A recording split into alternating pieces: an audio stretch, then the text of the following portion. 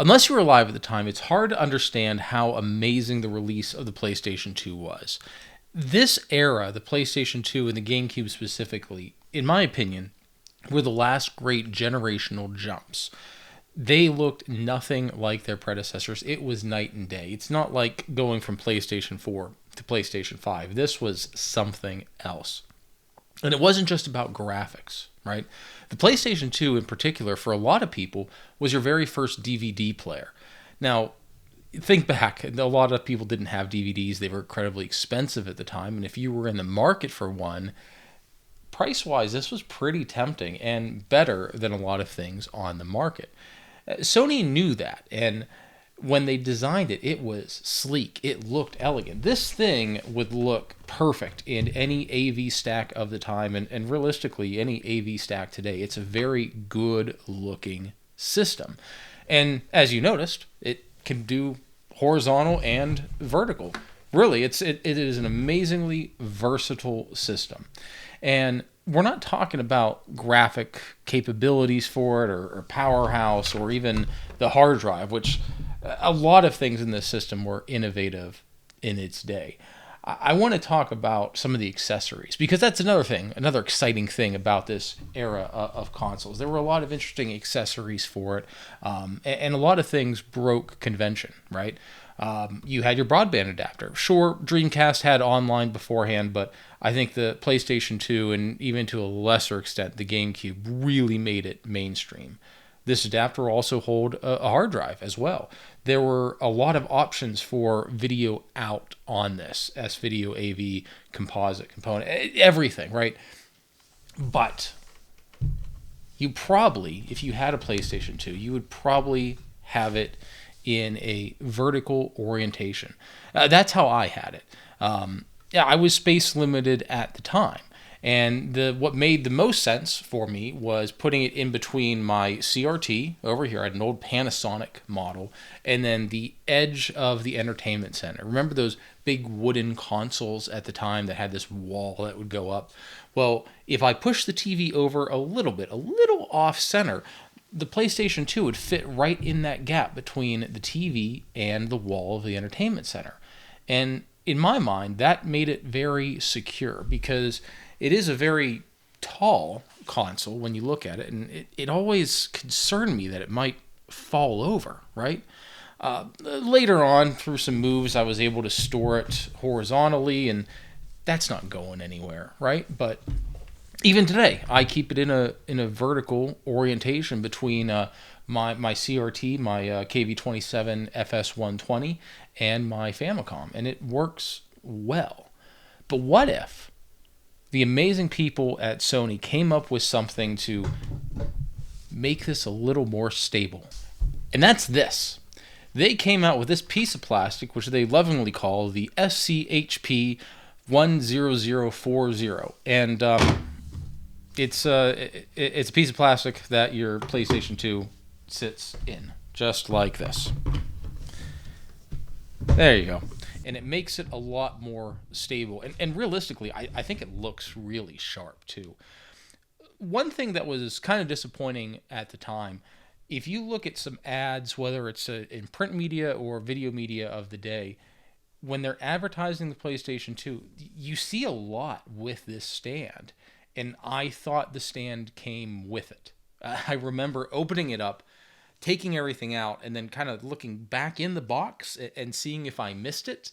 I didn't. You had to buy this separately.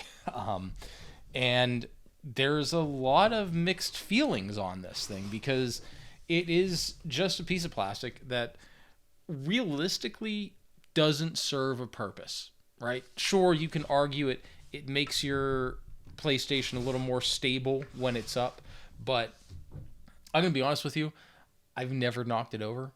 Before I had the stand, I never knocked this thing over. Maybe people have. If you have, put it in the comments, let me know. But it doesn't serve an immediate purpose. It's a piece of plastic that aesthetically looks good. I think it enhances the profile of the console.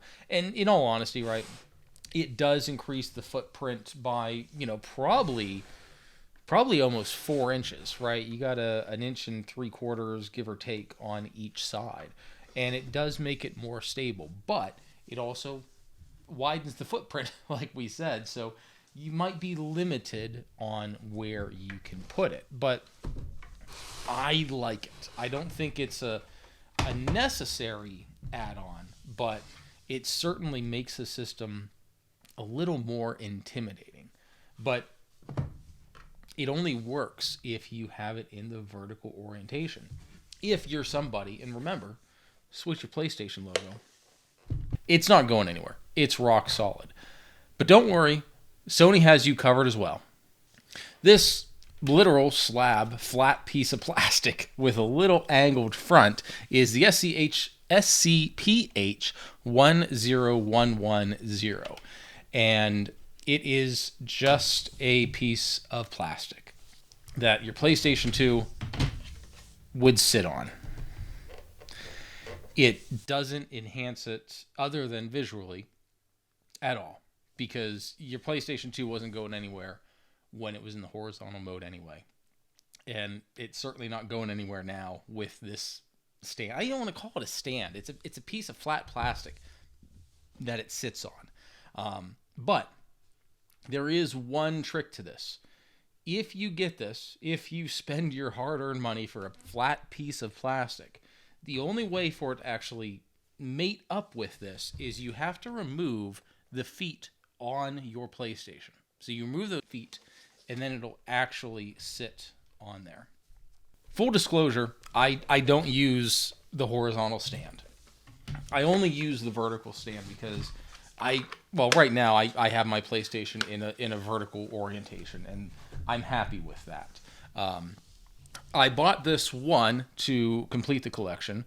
Two, maybe down the road I'll put this in a horizontal orientation again and want to use this, but then I'll have to put a little bag or something on the back so I don't lose the feet. And three, to share it with you, because none of these are incredibly hard to find today. You're probably going to pay more than what you want to pay for a piece of plastic, but they didn't sell incredibly well back in the day, and they certainly are harder to find today. I'm not recommending any of these by any measure. Maybe the vertical one a little bit for aesthetics, but again, I never had an issue knocking my PlayStation 2 over, and I'm sure you haven't either. The horizontal stand, if you can get it and you can pay a price that you are comfortable with paying for a sheet of plastic with a little angled front on it, knock yourself out, guy. Yeah, that's it. I really wanted to share these with you because I think that these are ridiculous. Some people will call it a cash grab by Sony. Some people will call it just silliness. Will it fit? No, it won't fit in there. They're silly. They're borderline useless. I don't really know why they made this. I don't think anybody was asking for these. I don't think they're in testing. I don't think there was a slew of PlayStation 2s being knocked over. Maybe there was. Certainly not in the horizontal position. But there you go. I bought this for you. I hope you appreciate it. Well, that's going to wrap this one up. It's a short video because there's not much to talk about a piece of plastic, whether it's flat or just two angled pieces. But it is a very interesting piece of the PlayStation 2 history and just some really crazy accessories that I don't think you're going to find on a modern console today. If you like what we're doing here at Retro Tech or Die, like, subscribe, tell your friends, and we'll catch you next time.